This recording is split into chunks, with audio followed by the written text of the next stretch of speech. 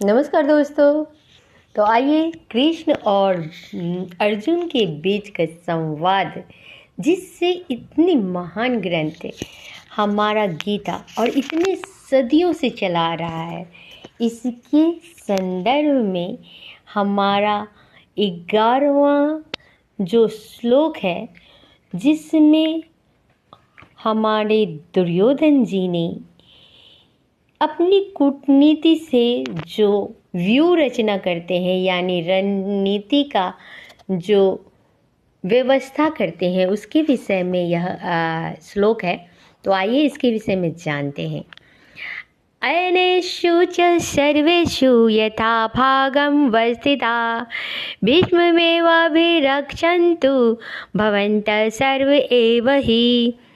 अतएव सैन्य व्यू में अपने अपने मोर्चा पर खड़े रहकर आप सभी भीष्म पितामह की पूरी सहायता दें। भीष्म पितामह के शौर्य की प्रशंसा करने के बाद दुर्योधन ने सोचा कि कहीं अन्य योद्धा यह समझ ले कि उन्हें कम महत्व दिया जा रहा है। अतः दुर्योधन ने अपने सहज कूटनीति ढंग से स्थिति संभालने के उद्देश्य से उपयुक्त शब्द कहे।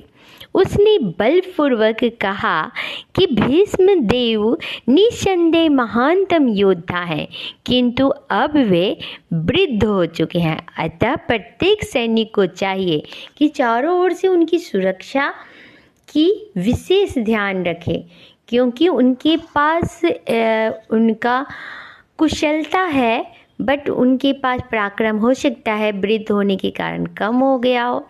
वो किसी अन्य युद्ध में, एक तरफ के युद्ध में लड़ने में व्यस्त हो जाए और दुश्मन इसका फ़ायदा उठा ले। दुर्योधन को पूर्ण विश्वास था कि कुरुओं की विजय भीष्मदेव की उपस्थिति पर निर्भर है और उसे युद्ध में भीष्मदेव तथा द्रोणाचार्य के पूर्ण सहयोग की आशा थी, क्योंकि यह अच्छी तरह जानता था कि इन दोनों ने उस समय एक शब्द भी नहीं कहा था जब अर्जुन की पत्नी द्रौपदी की असहाय अवस्था में बड़ी सभा में उनके साथ गलत या फिर असभ्यतापूर्ण चीज़ें की जा रही थी। तो उन चीज़ों के लिए इन दोनों सेनापतियों के मन में पांडवों के लिए स्नेह था। दुर्योधन को आशा थी कि वे इस स्नेह का उसी तरह त्याग देंगे जिस तरह उन्होंने धुत्तकीरा यानी कि गलत करते हुए समय उन्होंने त्याग दिया था, नज़रअंदाज किया था और दुर्योधन का सपोर्ट किया था। इसी उपलब्ध में उन्होंने सोचा कि इस युद्ध में भी वो उनका ही साथ देंगे, और सही भी बात है, वो उनका ही साथ देंगे, क्योंकि उन्हीं के राजतंत्र के वे गुरु थे और वो उनके मंत्री थे। तो इस कारण से एंड ये हमारा 12वां श्लोक है। तस्य संजन्य हर्ष सजनयन हर्ष कुरु वृद्धा पितामह सिंहनादम विंध्योच्चे शंखम दद्मो प्रतापवान। तब कुरुवंश के वयोवृद्ध परम प्रतापी एवं वृद्ध पितामह ने सिंह गर्जना की सी ध्वनि करने वाले अपने शंख को उच्च स्वर से बजाया, जिससे दुर्योधन को हर्ष हुआ। अर्थात जब युद्ध हो रहा था तो कुरुवंश के वयोवृद्ध परम प्रतापी एवं वृद्ध पितामह ने यानी भीष्म ने इस सिंह की गर्जना की, और उनका जो शंख का ध्वनि था वह कुरुवंशी के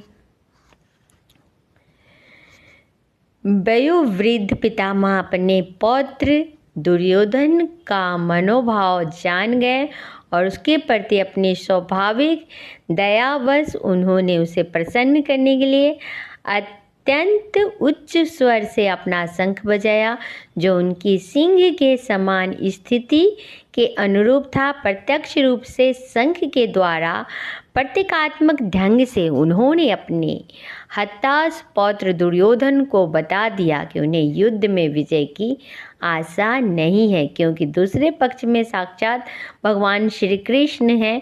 फिर भी युद्ध का मार्गदर्शन कर